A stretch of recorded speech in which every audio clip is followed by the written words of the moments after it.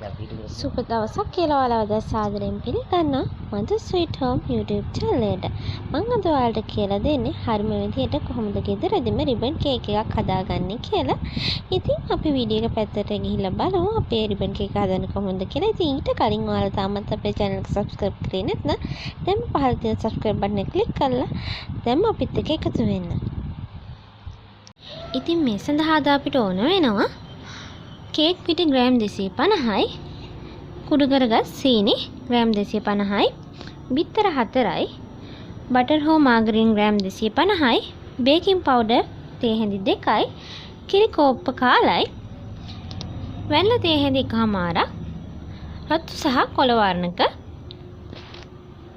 ඉතින් මම අපේ කේක් බැටර් එක හදන්න කලින් මේ වගේ ස්කේල් තරාදියක් අරගෙන අපි මේ කේක් එක හදන භාජනයේ බර බලා ගන්නවා.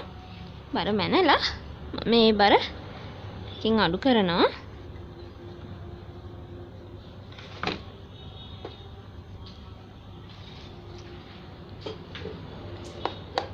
දැන් හරි. ඉතින් මම මුලින්ම අපේ බටර් ටික මේ විදිහට භාජනයට දා ගන්නවා. ඊළඟට මම මේකට අපේ සීනි ටිකෙන් මේ විදිහට ටික ටික දාලා සීනි කොටස් 3කට වගේ එකතු කරගන්න ගමන් සීනි හොඳින් දිය වෙනකම් මේක හොඳට බීට් කරගන්නවා.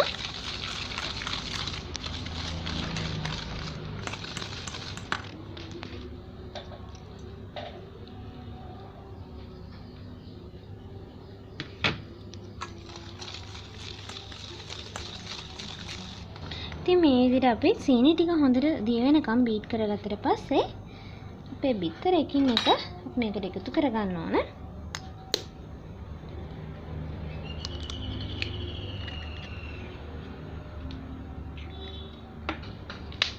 ඉතින් මේ විදිහට හොඳට බීට් කරගන්න ඕන. අපි බිත්තර 4 මේක පාර දාන්නේ නැහැ. ඔයාලා මගේ මම මීට කලින් කරපු කේක් වීඩියෝ බැලුවා නම් මම මේ වගේ මේ විදිහට බිත්තර එකින් එක තමයි දාගන්නේ. මේ විදිහට අපි අපේ බිත්තර 4ම එකින් එක කඩලා දා ගන්න ඕන.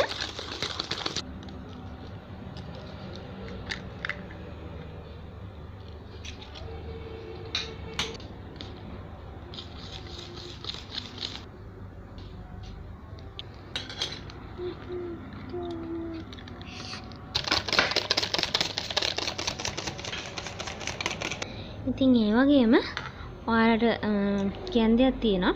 ඔයාලා හැමදාම කේක් හදනකොට අනිවාර්යෙන් කේක් බැටර් එක හදන්න කලින් හදන්න පටන් ගන්නකොටම වගේ ඔයාලගේ oven එක ප්‍රීහීට් වෙන්න දාන්න. ඉතින් මම අද මගේ oven එක සෙල්සියස් අංශ 170ට විනාඩි 10ක් ප්‍රීහීට් වෙන්න දාලා තමයි මේ විදිහට බැටර් එක හදන්නේ. ඉතින් අපි මේ විදිහට හොඳින් කවලම් කරගමු. ඉතින් අපි මේක මේ විදිහට හොඳින් බීට් කරගත්තට පස්සේ මම මේක පොඩ්ඩක් පැත්තකට කරලා අපි මේ කේක් පිටියකට කේක් පිටි කිව්වට මෙතන මම මේ තියෙන ගෙදර හදාගත්තේ. ඒ කියන්නේ මේක නිකම්ම අර self raising flour නෙමෙයි මේ තියෙන්නේ. ඒ කියන්නේ ඉබේ පිපෙන පිටි නෙමෙයි තියෙන්නේ මෙතන. මෙතන තියෙන්නේ corn flour නිකන් පාන් පිටි තමයි මෙතන තියෙන්නේ. ඉතින් මේ විදිහට තමයි මම හදලා තියෙන්නේ. මම ඔයාලට එම්ම වීඩියෝ එකක් ඉස්සරහට ගේන්නම්. ඉතින් මම දැන් මේකට baking powder තේ හැඳි දෙකක් එකතු කරනවා. ඔයාලා self raising flour ගන්නවා නම් ඔයාලා ඒකට පිපුම් කාරක දාන්න ඕනේ නැහැ. දාලා මම දැන් මේක හොඳට කවලම් කරගන්නවා. ඉතින් මේ විදිහට අපි ටික හොඳින් කවලම් කරගත්තට පස්සේ මම මේකෙන් ටිකෙන් ටික අපි මේ හදාගත්ත අපේ බිත්තර බැටර් එකට දා ගන්නවා. අර මේ විදිහට මේක ගොඩක් කවලම් කරන්න එපා. මේ විදිහට පෙරලන්න.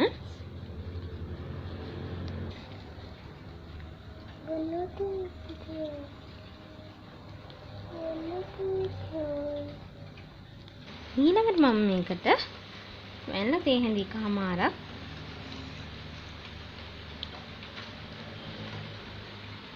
ඒ වගේම අපේ කිරි කෝප්ප කාලත් එකතු කරගන්නවා.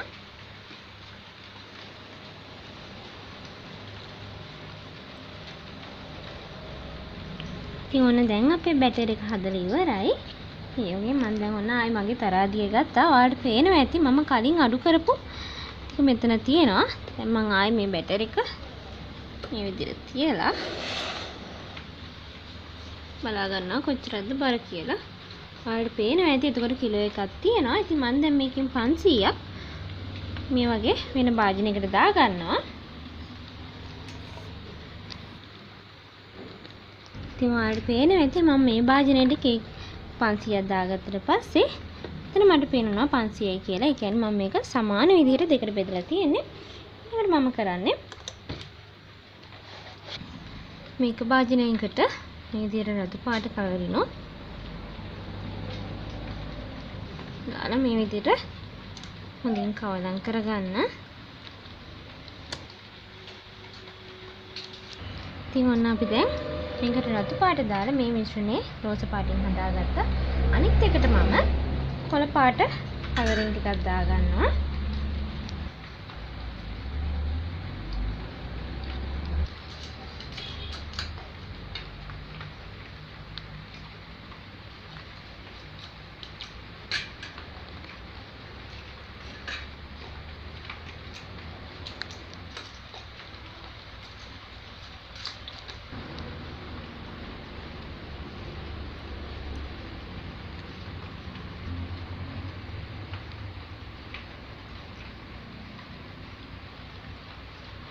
ඉතින් මේ විදිහට මම කිලෝ එකේ ගැන අඟල් අටේ රවුන්ඩ් ට්‍රේ එකකට පාර්ච්මන්ට් පේපර් එකක් හරි ඔයාලට පුළුවන් ඔයිල් පේපර් එකක් දාලා මම මෙතන දාගෙන තියෙන ඔයිල් පේපර් එකක් ඒකට බටර් ටිකක් හොඳට ගාගෙන තියෙනවා. මම දැන් අපේ මේ මිශ්‍රණය කේක් බැටර් එක එකට දා ගන්නවා. ඉතින් මම මේ විදිහට මේක දාගත්තට පස්සේ හොඳට මේ විදිහට හොල්ලනවා. මේ විදිහට ගස්සලා මේකේ තියෙන වායු බුබුලු ටික අයින් කරගන්නවා.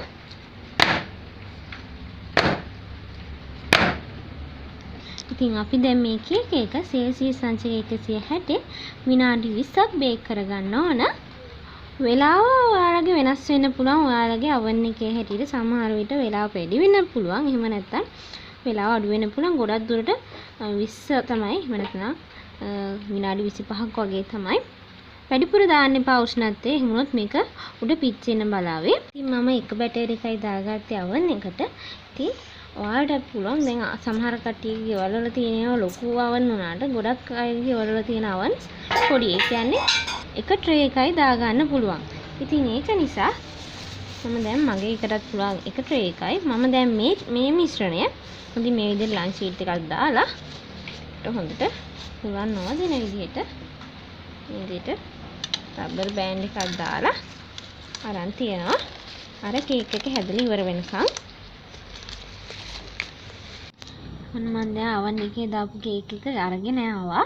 දැන් අපේ මේ පළවෙනියට දාපු කේක් එක හරි. ඒක මම දැන් නෙවෙයි තියලා වහලා අරන් තිබ්බ මිශ්‍රණය තමයි මේ. ඔයාලා මේක දැන් මෙහෙමම දාන්න එපා කේක් ට්‍රේ එකට. මේක අපි දැන් හොඳට මේ විදිහට ආයි කවලම් කරගන්න ඕන.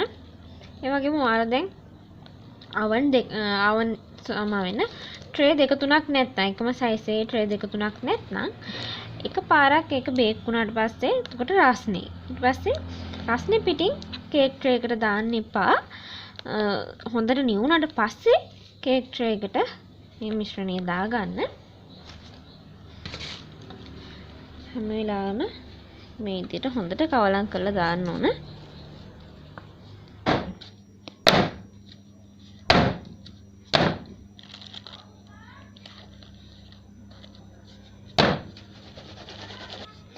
මම මේ කේක් එකක් දැන් කලින් උෂ්ණත්වයටම ඒ වෙලාවටම oven එකට දාලා බේක් කරගෙන එන්න. ඔන්න ඉතින් දැන් අපේ කේක් දෙකම හොඳින් නිවිලා තියෙන්නේ. ඉතින් මම කේක් දෙක නිවෙන අතරේ බටර් අයිසින් ටික හදාගත්තා. ඔයාලට පුළුවන් ස්පැචුලා එක පාවිච්චි කරලා මේ විදිහට බටර් එක හදන්න. බටර් එක මම මේක ටිකක් ඝනයට හදාගෙන තියෙනවා. ඒ කියන්නේ බටර් ග්‍රෑම් 80ක් දාලා ඒකට icing sugar ග්‍රෑම් 260ක් විතර දාලා තමයි මම මෙතන මේක හදාගෙන තියෙන්නේ. ඉතින් මම දැන් තව භාජනයක් ගන්නවා. භාජනයක් අරගෙන මේකෙන් කොටසක් දා ගන්නවා. ඒකට මම තව බටර් මේ විදිහට චුට්ටක් දාලා අපිට අවශ්‍ය ගානට මේක ආයෙ කවලම් කරගන්නවා. ඉතින් අපේ දැන් අයිසින් ටික හරි. දැන් මේක ගොඩක් ගාන නැහැ. කියන අපිට ගාන ලේසි. ඉතින් මම මේ වගේ බෝඩ් එකක් අරගත්තා. මේකෙන් මේ විදිහට අපි හදාගත්ත අයිසින් ටිකක් තියලා පරිස්සමට කේක් එක අරන් මේ විදිහට තියන්න ඕන. ඊළඟට මේ තියෙන sugar syrup එක එහෙමත් නැත්නම් මේකට කියනවා simple syrup කියලා. මේක දාමම අපේ කේක් එක ගොඩක් රසයි. ඒ වගේම අපේ මේ අයිසින් ටික දාගන්නත් අපිට ගොඩක් ලේසි වෙනවා මේකෙන්. ඔයාලට පුළුවන් අපේ මේ sugar syrup එක දාන්න brush එකක් ඒ වගේම ස්ප්‍රේ බොටල් එකක් උනත් පාවිච්චි කරන්න.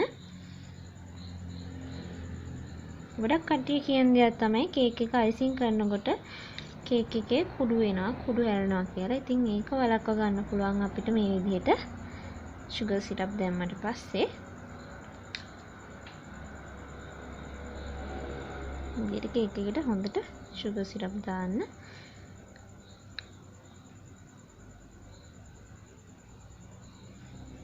ෆ්‍රිජ් එකට දැම්මත් ඔයාගේ කේක් එක හය වෙන්න බලන එක අඩුයි. ෆ්‍රිජ් එකක් නැති කෙනෙක් වුණත් මේක දැම්මම ගොඩක් රසයි. දැන් මම මේකට අපේ බටර් අයිසින් ටික දාගන්නවා.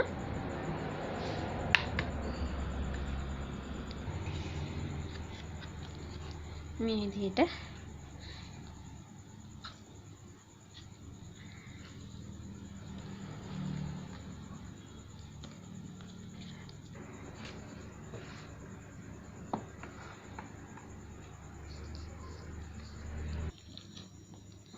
ඊළඟට මම අපේ කොළ පාට කේක් එකත් මේ විදිහට තියා ගන්නවා.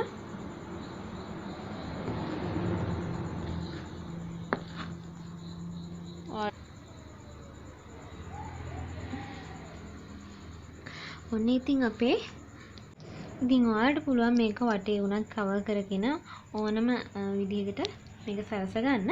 ඉතින් මම දැන් ඔයාලට මේකෙන් කෑල්ලක් කපලා පෙන්නන්නම්.